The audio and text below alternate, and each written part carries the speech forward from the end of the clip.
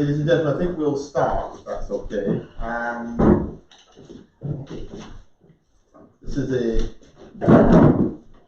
very special occasion for Ben Lurie. We're used to hosting book launches, and we're used to obviously opening exhibitions and putting exhibitions on, but we're not used to having book launches about poets and poetry.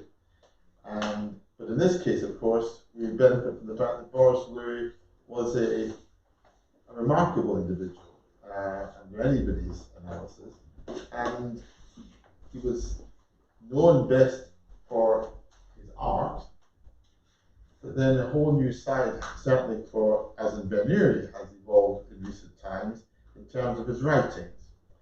And he undoubtedly is as distinctive as a poet as he is as an artist. And anybody who knows his work will know that it's powerful, incisive, intuitive, and meaningful. I think is probably the most important word. It says something and it makes you respond to it, which is what good art should do. And certainly Boris Lurie does that in spades. So tonight is a real special evening for us. It's the first, and it couldn't be on a better subject than Boris Lurie for that reason. So we're very privileged tonight to have Igor Satanovsky from New York. Igor is a distinguished poet in his own right. I also learned over lunch yesterday that he's an award-winning book designer. If only I had known. You have lots of books that we could have used your skills. But poetry, I think, is your first love and your passion. And he's continued that with many different exhibitions and many readings in New York. And he's organized many literary and art exhibitions across the world. So we're very privileged to have you. And we're very grateful for you coming all the way from New York. And we're also, for those of you who don't know Tony Rudolf, we're delighted to have you with us. I don't think you need any introduction to a London audience. A distinguished poet, plus, as they say in France, and it's wonderful that Tony should be involved in this evening. Ben Lurie, as you probably know, is an institution that focuses on the Jewish, because that's our cultural heritage, the refugee, and the wide immigrant contribution to British visual culture since 1900.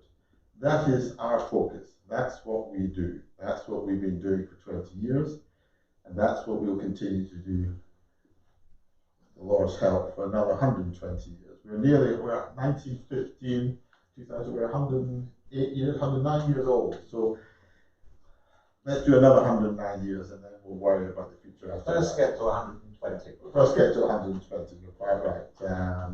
So that's what Ben Lurie does, and Lurie falls into that category in many ways because he was Jewish, he was a refugee, and he was an immigrant. Not to this country, as it so happens, but to America.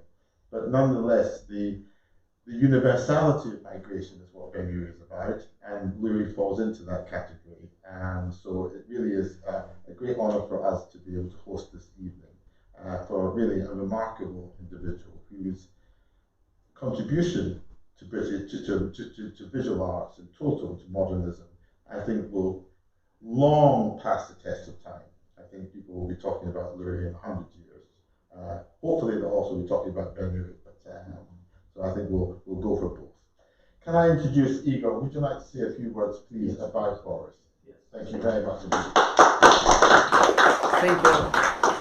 Thank you. I'm very happy to be here today. I'm very honored and grateful to David and the Ben Lurie and Boris Lurie Art Foundation for this opportunity and talk about Boris and this important book.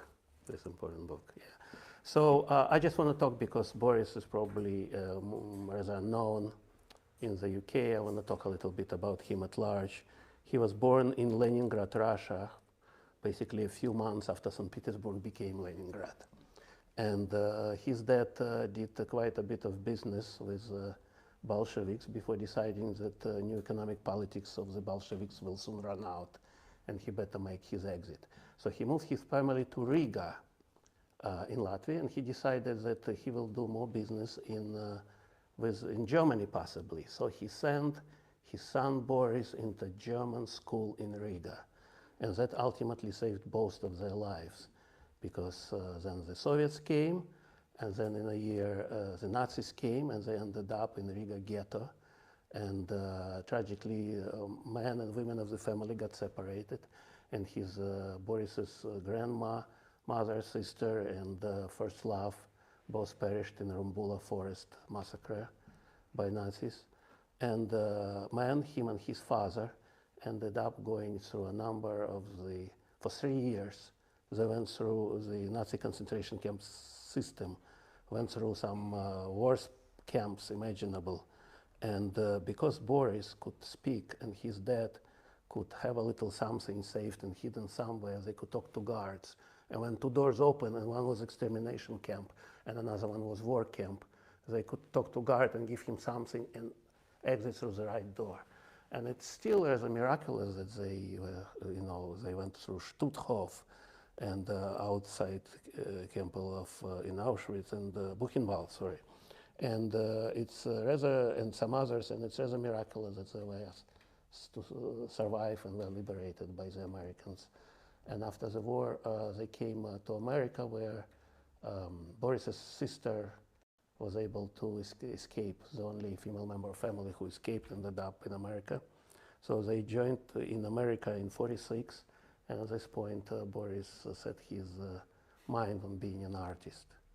And he already had some skills as an illustrator from his teenage years, and he pursued his art interest rather rigorously. And by late '50s, he started with simple drawings from memory, from his camp memories, and then started working on his own style. And I think, in my personal opinion, he probably became the most radical and important artist to survive concentration camps in post-war art history. Along with a group of friends, he organized a cab gallery in the late '50s and early '60s. They took over March Gallery on East 10th Street in New York.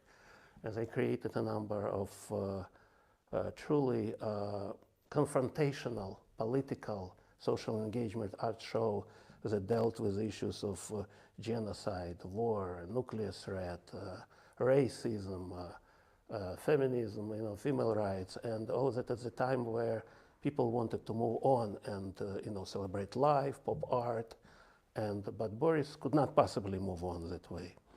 So we're going to start talking about Boris' literary output, but I urge you all to visit borislurie.org, which is a website, an extensive website of Boris Lurie Art Foundation that has a wealth of material about them. And basically, when Boris died in 2008, he was erased from art history as well as that whole group. And then Yaoi Kusama, who started exhibiting with them in New York in the late '50s, she written them out.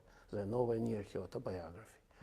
And so when Boris worked on set up his foundation, the whole foundation became to return his rightful place in post-war American art history and international history. So, but I want to talk more about his writings because he dedicated a lot of time to his writing. He wrote in English and fiction, English and Russian, non-fiction, a lot of essays. In English, he wrote a very cutting and I would say astute early technique of the art market system that just was getting together, so to speak, in late '50s, early '60s in New York. And he already saw from far away, how it's going to get gamed and what's going to happen, and he wrote extensively about it.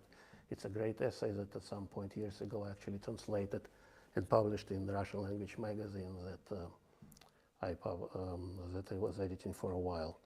So in 2000s, but Boris wrote poetry mostly in German. And in 2003, there was a collection of his German poems that was published by Frohman Holzbuch Verlag in Germany. 21 years later, Warsi translator Andrew Shields was found, who was able to, if not translate or readapt it, how you will, it into English and finally do it justice. And that's how this marvelous volume appeared. So I'm very happy that it's with us, and it's available now. And I just want to say about three things that truly makes this Boris's poetry unique. One thing is that it's actually written in German. Boris refused to give up on German culture and language of his childhood despite everything. His Baltic German was his to keep. And I think that's quite unique about, Holocaust survivors who are not, German born. Another thing is that clearly there is a lot of his views on art and art polemics that went into his poetry. And a lot of his time, Boris sounds like a hard-edged neo-Dadaist, but he's not really a complete cynicist in any sense of the word. He truly believes in art with capital A. A postmodernist, he is not. He believes art has a place, art important, and he is really on a crusade against manipulation of art by big money, governments, authorities, you name it. He is for keeping the purity of art, for clarity of expression, and that's his thing. And finally, Boris is really striving here for complete, naked, merciless honesty regarding himself and others, no matter what the psychological price.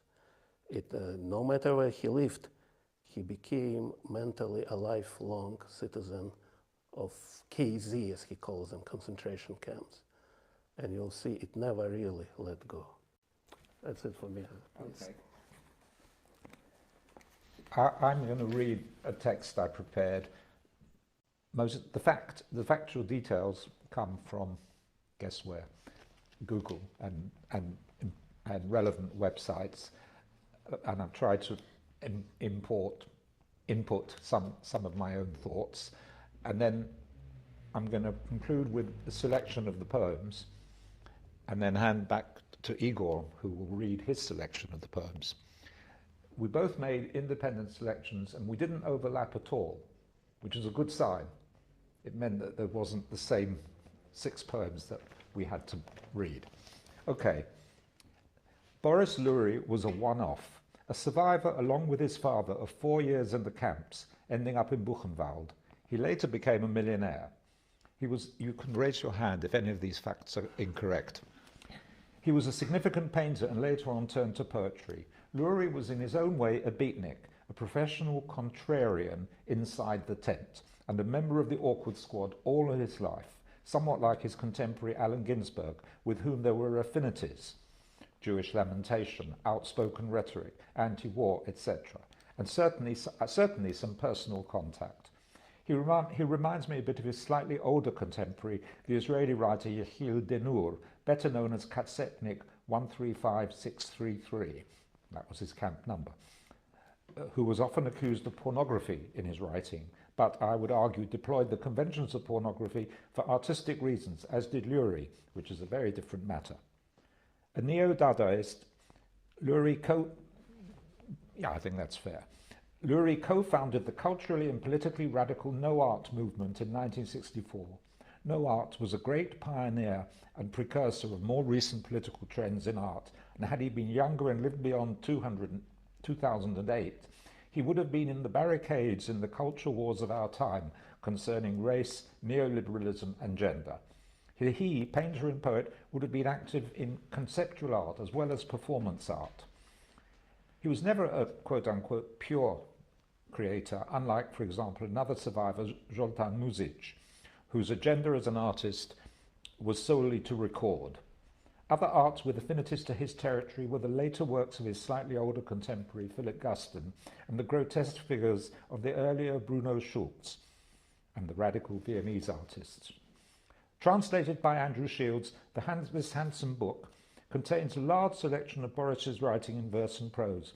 Fast and furious, consciousness streaming, they include quasi-diary entries, outspoken futuristic-style rhetoric, anti-war manifesto, and so on. Sometimes there is midrashic-style kvetch, an old Jewish tradition which stretches from Job to Allen Ginsberg, from Jeremiah to Philip Roth, from Habakkuk to Piotr Ravitch. Kvetch is the Jewish version of complaint. A famous kvetch is when the Israelites complain about the tasteless manna in the book of Numbers. while remembering fish, cucumbers, melon, leek, onion and garlic. Doesn't say smoked salmon. At the top end, kvetch or complaint is heart-rending lamentation, as in Psalm 137 and even Jesus' cry from the cross, Eli, Eli. In the poetry there are assertions of desire, which might not pass muster with everyone, but sexuality and sex are central to Lurie's poetry, as they are in the writings of Piotr Ravich and Katsetnik. Lurie is one of the bad boys, and proud of it. Bodily functions feature regularly, an obsession shared with the Nazis. Boris saw his poetry as an aspect of his visual work, paintings, collages, sculpture, etc. He uses poems as a way of fortifying the politics of anger, to contain and then release his demons. Every so often his angry energy pauses for breath, and lyric poems, always elegant, emerge from the sound and fury. And now a few poems.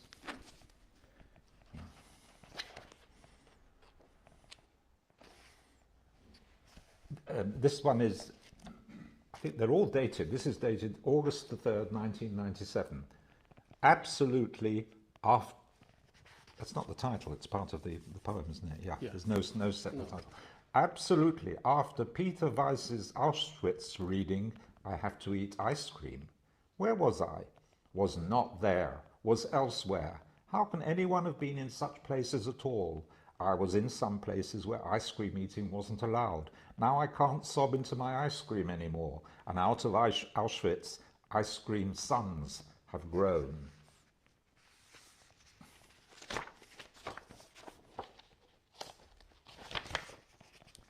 In Katzet is the camp, the concentration, the word. In Katzet, January the 17th, 1998, in Katzet ballroom uniform, with the things well disguised, I really am modest before the whore ladies who please me so sovereignly. I am the callow patriarch of Camp Grandees, here all alone. Now these sexily painted picture women will mercilessly attack me with floodwaters and tear my lovely capo uniform, earned at such great heavy-hitting risk, to pieces for museum souvenirs.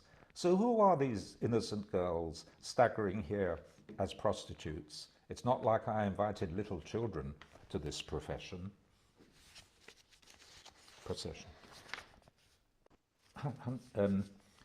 January the 21st, 1998.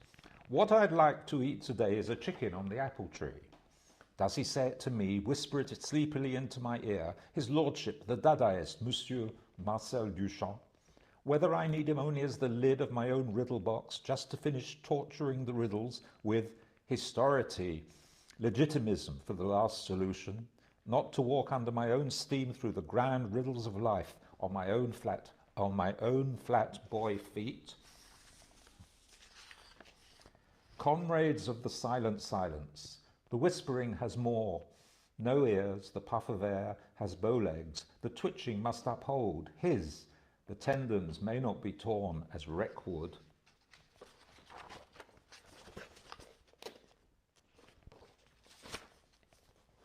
May the 5th, 1998. How the black earth lifts us up, and dreary humdrum gusts into the stones. The ear clock has forgotten to understand the alarm. The sheet is soaked with insistence. The stomach is so full of days, the undigested. Your boulder-like, up deep hole heights, a drunken ghetto horse on Blood Main Street, carrying clocks in its maw, insists on climbing with the carrot cart.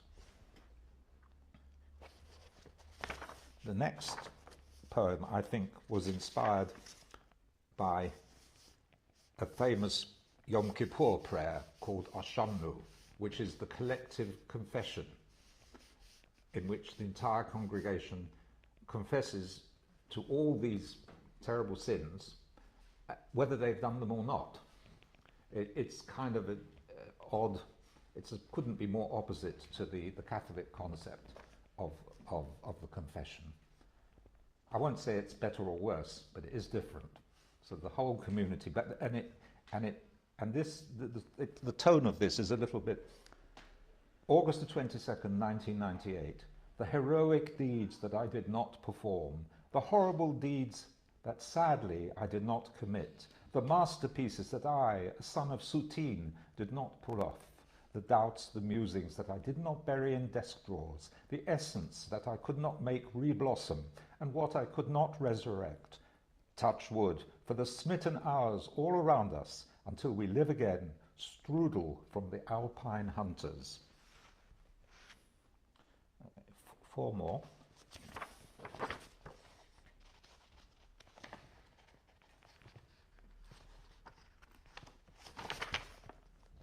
October the 1st, 1998. I go to sleep for a week, and then one day I'm awake, energetic.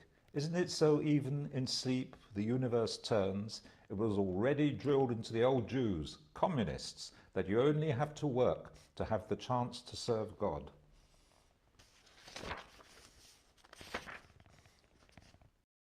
In KZ Life, November the 22nd, 1998.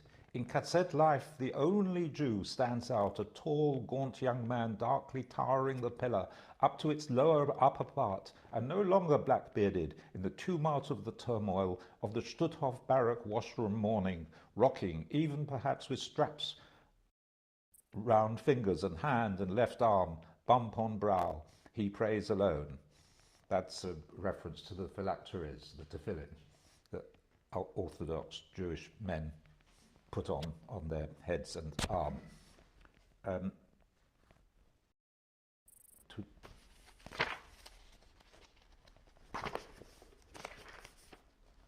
February the 7th, 1999. A Nazi who secretly, fleetingly left a ghetto Jew a piece of bread. SS guard who closed one eye. The little blonde workmaid in Magdeburg who left a somewhat hidden slice of bread and butter behind the switched-off grinding machine for the beautiful young hunger man. Aha, the bent old Latvian woman who, frostbit Freedom Boulevard, hobbled away, leaving a white roll on the park bench. She brought it, surely, on purpose. They are so much more important than any satiated crybaby who wants to blow the good away. But I don't give a penny to a home and less person. And lastly,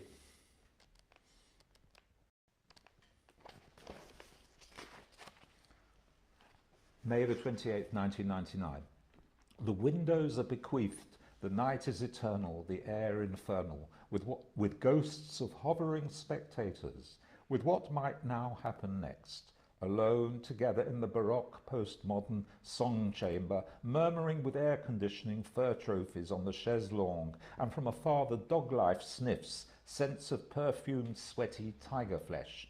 But I'd like, it must be, it must happen, like to favour candlelight flickering, a new day, with red wine flows from lushly plasticed bath shrine pipes. Thank you. Thank you so much, Stanley.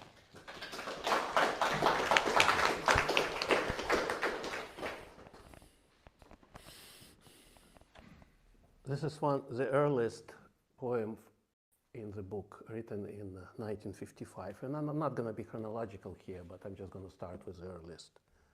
Here in New York, Friedel, it's not like in that little Buchenwald. You go to the doctor and he looks you over. What are you worth to him? 100 or 1,000 Kaiser Reich dollars.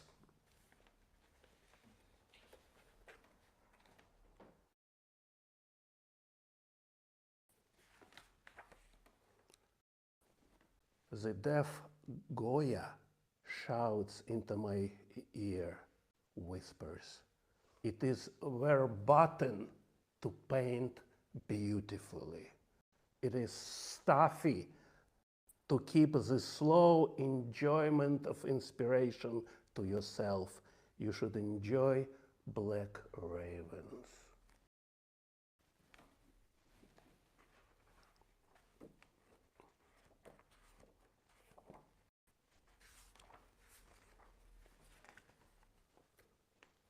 This poem actually reminds me of Allen Ginsberg. I'm a victim of telephone. It's very close to that. The world turns fast.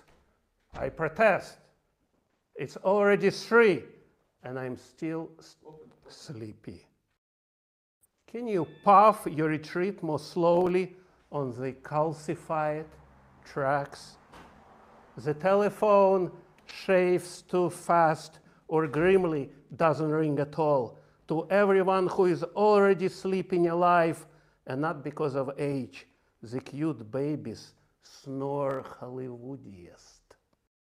The phone got nothing to say but push. And anyway, it cannot comprehend the Wall Street art world, fart world's sneaky strategies. The faxes fry Beethoven's sonatas from indoctrinated satellites down into our orgy. Get going.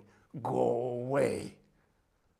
Through the universal empire, always killing everything to steer the fragmented to heroic battles.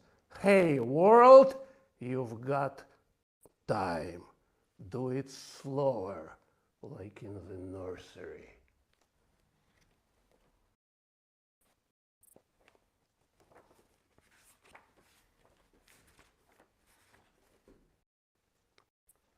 It's already late, and the Madonnas roll lazily on the wide gauge benailed mattress, besieging silence, just as the white blue morning air penetrates through the glass of the window, making figures in motion as indistinguishable as yellow bundle of heavy laundry.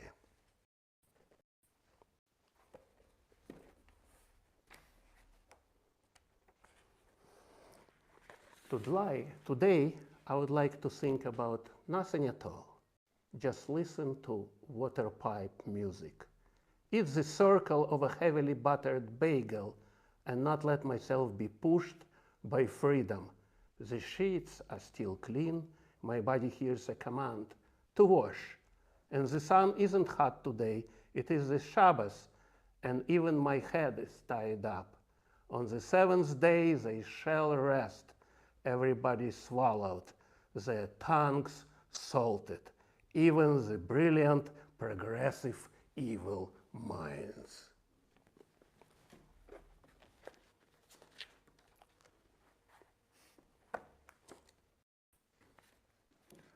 Who wants to tumble eternally alone in the universe? God, put your chain around my hand.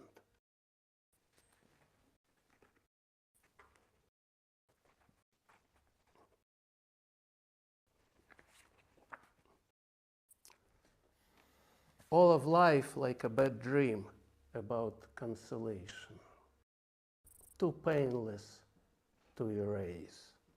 Art's grace, the great battle, great lies, can never be retraced. To not notice the baby shit aimed at bodies and exploding on conveyor belts in mortal peril, and then to begin with blue eyes like a shitless child, to always see only the good, which does exist, and finally then to say, I couldn't understand anything with understanding, except the Wenton's clock was going backwards.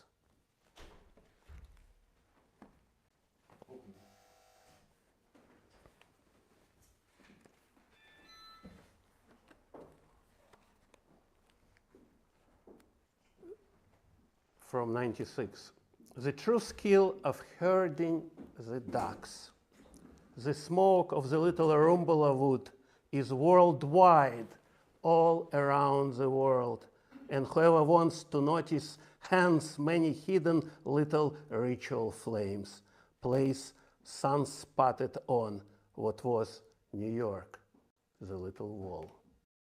Of course, he refers here to Arumbula Forest, where female part of his family died and his first love.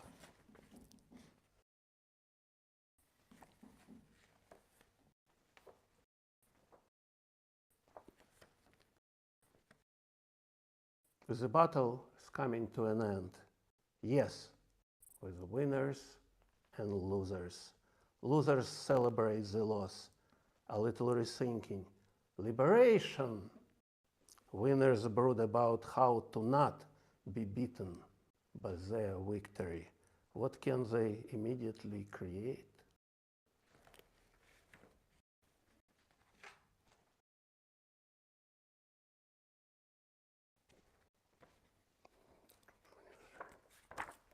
Oh.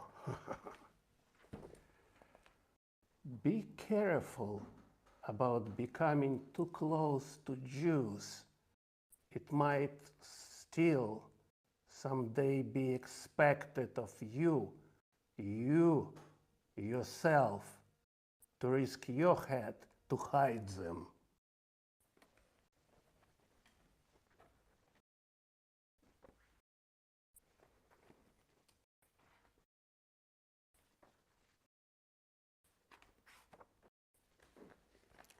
What seems to lead the tongue so steadfastly to lie, to force our verities for life, if not the drive for mother love?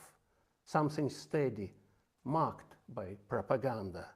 I love you, my little dove, as does the clod and winged eagle. Soar over bequests and overstresses of night and fog.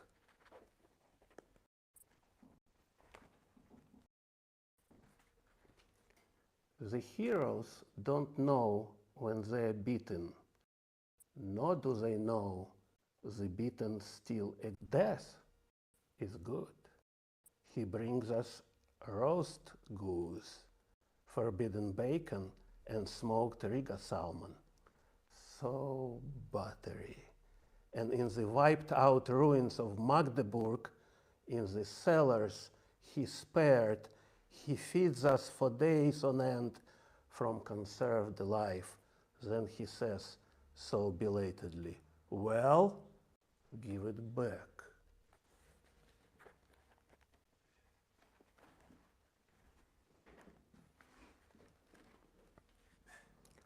The homeland is wherever there is nothing. In the stratojet, arousingly roused towards the velocity of just decamping, then safely confirmed. And in the desert, you can hold out much longer if you know how to hide from the sun in the shadow of a self and drink only yourself, the wet truth.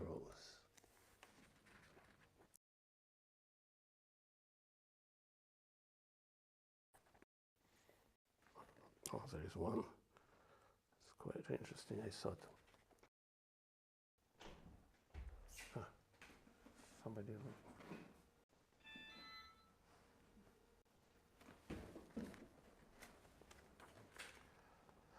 Snippet from 1999. Then he was overcome by the desire to beat himself. How lovely it would be to beat the Lord for everything he alone has caused. That is to use his very own body to beat the God who constructs everything, and not to strike the one, the other, the one merely human body. That on the scale of importance of the steps of the created is only second, third, unimportant really. For even if it's surrounded, everything is only ever seen and actually felt from the perspective of the alone, the self. If you beat yourself, it reaches him. Then you actually directly beat the creator of the universe. Crazy idea?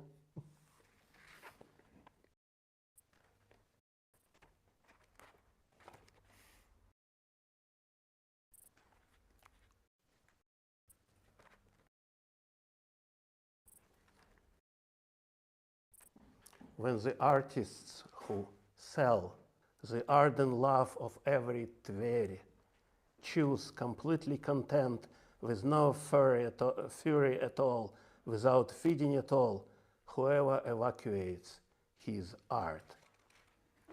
A few more.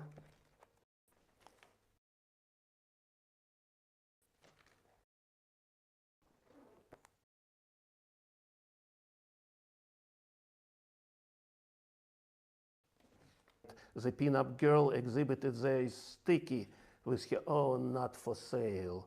When love swam, I don't forget that sham. Attack the canvas, the paper, by its throat. If it backfires, then woo.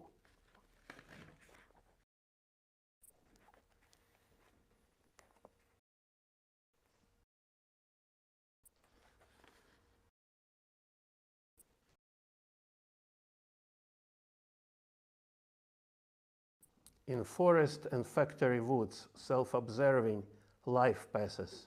That's learned. It's learned in realism. The worthy may not exist, but the soul remains if still belonging to you, a flutter. In norm life, the classless superhuman subhuman soul goes away, walks free, as business ordains. Or rise, no gruel of immigrants to build the stones, no gruel of immigrants becoming stones. Thank you. I think this is the poems I wanted to read today. And if you have any questions, I would love to speak about Boris in any.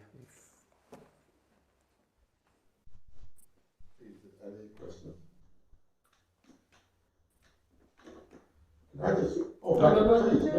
Is he studied at universities in America? Is there still universities? Is he studied? You know, he became a part of. Let me put it this way. As a result, when he died, he was sort of unknown. He also was a man of very difficult character. So when people came, curators came to him, hey, want to be exhibited? He's like, yes, but this is the works I want to exhibit. This is how I want to exhibit them. Thank you. It was like that. So he was not really a part of art history anymore. And it's since Foundation appeared, he died in 2008. And Foundation started working in 2000, around the time 2009, 2010. That's why I got accidentally involved with this. And basically, it returned. We see the process now. But Boris and his friends from No Art Movement, sort of like, it's coming back. It's now back in art history. It's now, being written about. Just a book came out comparing his views in art to Mark Raska, for example, who is from the Baltics too. There was quite a number of interesting shows. It was about him and Wolf. If you know Wolf Lastel, European artist and quite close pioneer of video art in post-war. So he was close with art Pover and with some Fluxus people. So it's sort of like coming back and being, because there is a place for it. Because they were, I think, the most radically political group. And so this is precisely what establishment and people didn't want to see. So they were sort of like, people tried to forget them as soon as they could. So it's important, that he's returned back to the history of American post-World War II art, and I think it certainly has international context as well. So Boris lived for a while in Paris. He was married to a French woman for a while.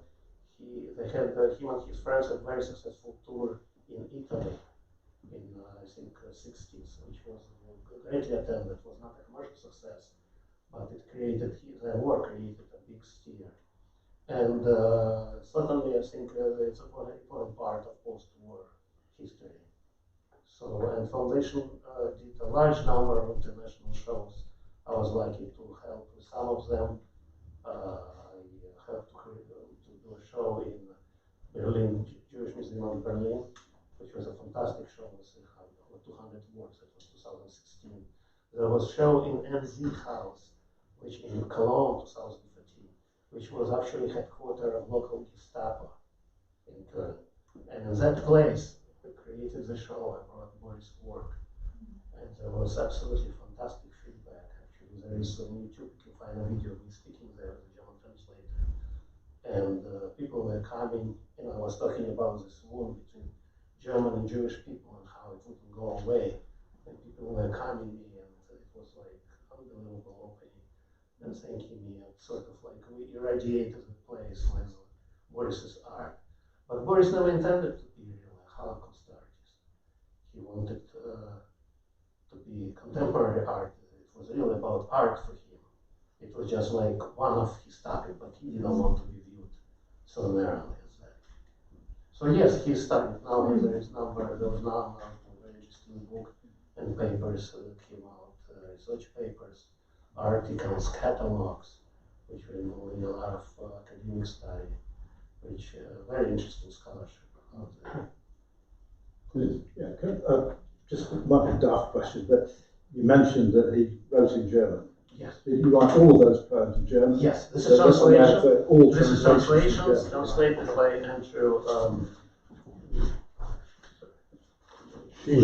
Andrew Shields. So he never wanted to write in English. No, he wrote actually this book in English. Yes. Okay. This is in Riga, and this is absolutely, I think it's one of the best things he did. This was edited by my friend Julia Kisina, Berlin-based artist, writer and artist from Ukraine, who did phenomenal job. And this is about Boris memoirs about Riga Ghetto, and he's going to Riga in the Soviet 70s and visiting and trying to retrace his family. And it has sort of richness of detail and vessel information of culture and the views of going on inside ghetto and what was happening, which is, I was astounded when I read it, because I don't think any historian would be able to deliver that sort of wealth of information. Then Boris also wrote a novel in English that was published already, went through several editions, called The House of Anita, which is really a Holocaust surreal novel masquerading as sort of BDSM setup in New York.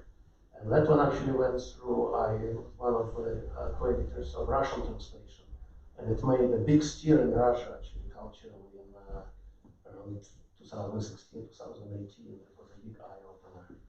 So it's very interesting. So he wrote a lot of non-fiction and fiction in English. He wrote very astute articles in the 60s, analyzing the art market as it was just barely coming together, writing how it will be manipulated. He had a sort of analytical mind. And he kept he also wrote some very strange fiction in Russian, which I read, and he sort of semi-invented his Russian. He probably was some of it, and he creates all this world, words, and sort of creates his own version of it, which is quite fascinating. And he kept intense communications, I think, in Yiddish and Hebrew as well. So his archive is, which was a terrible condition, it was, translated, systemized now. As well his artworks, which were many, in terrible conditions. The foundation spent enormous effort and money and time restoring several thousand works. That's now available to be exhibited. And I see new works popping up in new shows all the time. I'm like, wow, I never saw that one. Because in such bad conditions, it took a lot of time and effort to restore it. It's worth just mentioning, that he rarely sold a work. Yeah, he was not interested in selling. If he ever sold one, the next day he ran money in hand to get it back. He hated selling. But how was Boris surviving? And this is a truly unique story. What happened is that when he came to America, he already had a small Holocaust pension, so to speak. And his dad put him on the allowance. And then his dad went into business. His dad was some kind of commercial genius and made a fortune very quickly. So when he died in the early 60s, Boris all of a sudden, he never thought Boris much of a businessman, Boris was going to be an artist. But when he died, Boris had sort of like a crisis. All of a sudden he had commitments in the galleries and show and everything. And one day, around that time, 63, 64, he basically disappeared from the art circuit. And he decided he will prove to his dead father that he can do that part too. So he took his part of his allowance or inheritance, and he just interrupted his art activity altogether. His friends were missing him. Where is Boris? Nowhere to be found. And he went into business. And he went into penny stocks, into real estate, and he became extremely very successful businessman. Never sold a work, that was separate track. Boris Lurie, a real non-conformist artist, never intended to sell. He was interested in doing art, exhibiting art, and then Boris, a businessman that was interested to succeed on his own terms. So it's a really true strategy for an artist, if you think about it. He is like, I will make all this money, which he did. He was when he died, he left tens of millions of dollars. And he was like, I cannot do it myself. I will set up this foundation. Then I will take my and my friend's legacy and return it back to art history using that. I really don't know anybody comparable who, like, two people in one. You know, this is truly unique. And it sort of worked, because when Boris died, the commercial value of his work was $0. You open, you know, catalogs, how this artist didn't exist. It's certainly worth a whole lot more than that now. And we're talking about 14 years of formation of it. So thanks to Gertrude Stein, you know, their partner, who is also the chairman of the foundation, who really made this happen and put that money in good use in bringing his legacy back in all aspects of it. And it's really, I think, a singular, remarkable story. I can't have another one like that. So his foundation is run by his partner, yeah? Yeah, but Gertrude Stein, who is a distant relative of Gertrude Stein, and yeah, truly remarkable, true inspiration. Yes, she's, I hope to be as sharp and you know, as her, as tough as her, and the way he runs things. It was a plan that worked.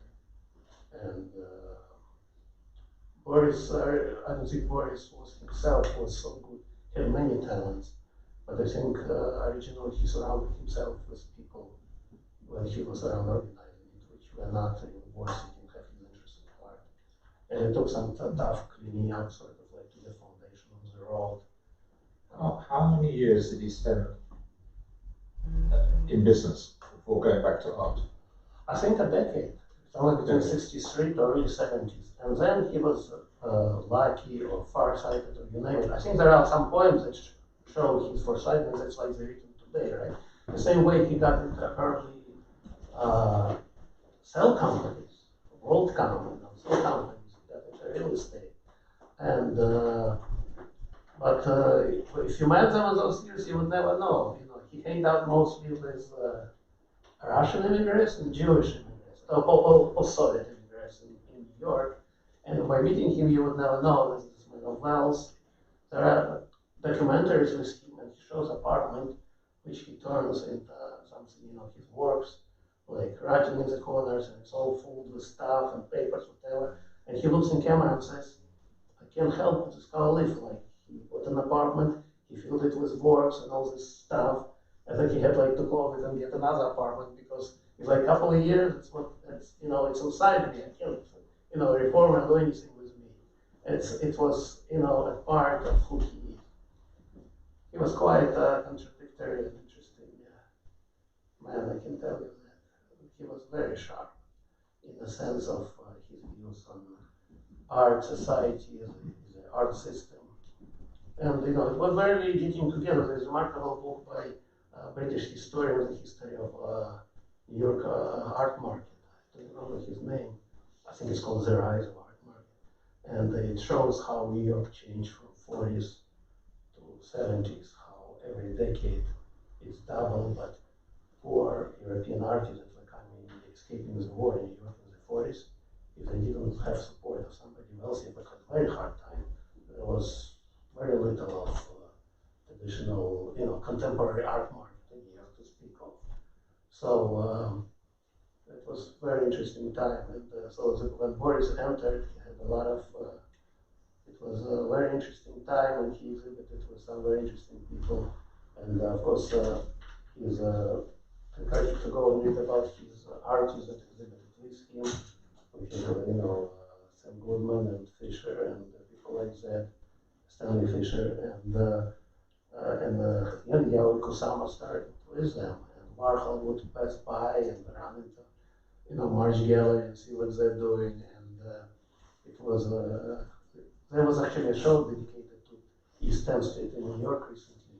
I think in the galleries did it. It was about the rise of cab galleries post-war, where real estate was still affordable, and all these galleries could pop up and do these interesting commercial things.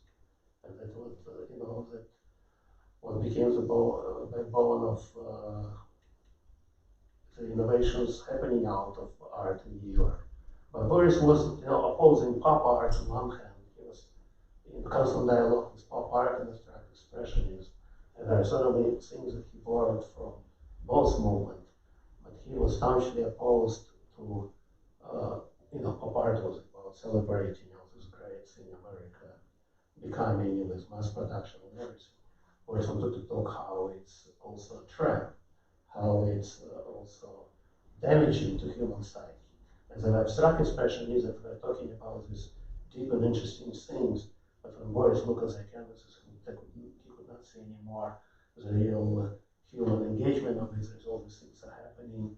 There's, they're always already talking about, anti-war, anti-Korean War, stuff like this. And of course, abstract expression, abstract expression was not part of that. Did he know Warhol? Absolutely. Of course, they didn't agree. Yeah. And Duchamp. Did he meet Duchamp? That's an interesting question. I don't know about Duchamp, but he certainly met Warhol. There is pictures of like Warhol popping in the March Gallery, and so that's what we can say for sure. But he knew a lot of people. He knew I think Reinhardt. He knew. There are photos of him popping up at political rallies in Harlem with Malcolm X. I showed him sitting in the meeting with Malcolm X. So he was very into politics and social engagement, and knew the leftist movements of his time very well. I was following, the African American rights, liberation movement, women's rights. He was very much there with many of those things. So I was very interested in them, and was part of that. Did he have any children? No. Only poems. Only poems. Well, had a lot of art. And art, a lot of art. To look at his art, it's I think it's still like some of his work is still shocking. He has one where he says, "Welcome to America," and it's basically pin-up girl with her, that's looking toward you, and behind her is a card, is a Nazi card of corpses. Okay, so some of the stuff it just hits you in the gut right there. The moment you see it, it's very visceral stuff. He also had a series of paintings where he would use some writing, like some dramatic word, for example, and with some image turned in. But it's stuff that he was going for confrontational, immediate, emotional reaction out of you. It was not art to hold back. Yes, but I think, I interpreted when I was there and I went to see the studio, the stage, the thing that struck me was that on the one hand you could superficially say this was sensationalism, but actually I think it not. I think it was more about a reflection on American society at the time, who really wanted to, in many ways, act post-war because they weren't invaded, so there wasn't a soreness in personal terms. I think they wanted to almost ignore the war. They wanted to move on and enjoy the fruits of post-war prosperity, if you like. And I think Lurie was actually trying to command attention to say that you're ignoring part of this history by just simply engaging with the nouveau riche, the nouveau whatever it was of the day. I think it was deeper than that. I think it was not just to grab your attention, but I think he was trying to force people to recognize that this was a piece of history that, like in Britain, we weren't invaded either. So, but nonetheless, we have to take history into account as we move forward, rather than simply close our eyes to it and imagine it never happened. And I think, for me, that was what I took from my visit to New Jersey. It wasn't in any way sensational. You're absolutely correct. That's why he wanted to confront them, not just for the reaction, but he wanted to confront them to get them back to the subject that nobody wants to see the stuff. That's what he wants to force them to think about it and to show. But some of this stuff is has immediate reaction where not necessarily obvious. For example, I know, and I'm not sure if this work survived or his late work in his studios around the time he died. I'm not sure what happened to it. I haven't seen the catalog. He had a collage with Stalin and Lubavitch rep, so looking at each other. Okay, so that would be shocking for a lot of people. And people don't understand that Boris had very complicated feeling towards the Soviets, but Stalin, because his liberation from the camps came, he thought, thanks to the Soviets. So Stalin became sort of like it was like a positive image for him in many ways. He would, he hated Soviets for ruining Jewish culture life when they came over and took over Riga. But at the same time, he loved them for keeping fighting the Nazis and ultimately defeating them with Americans. So it was very complicated. When you look at a piece like that, it's not directly obvious to you unless you know what he's talking about, like what he's trying to say about Lubavitch Latin, for example. But it's actually like those are two figures highly positive to him in some weird sense. So yeah, it was, it's like that. The context of it is very important of the post-war. And also Well, I think so, and I'm very pleased to say that the foundation, who, of course, there's an old saying that behind every great man is a great woman, and that's Gertrude Stein, of course. But then the man has to be great too, and I think that's the important thing. I'm from a marketing background in my previous corporate life, and marketing is great, but if you don't have a good product, it's short-lived. So I think the combination is very strong. We're delighted to be able to offer everybody here tonight, and unfortunately to all those many people who are watching on YouTube, we can't offer you the same benefit, but everybody's here tonight. We're delighted to give you a book of this poetry, and it's really, as you can hear from the readings this evening, it's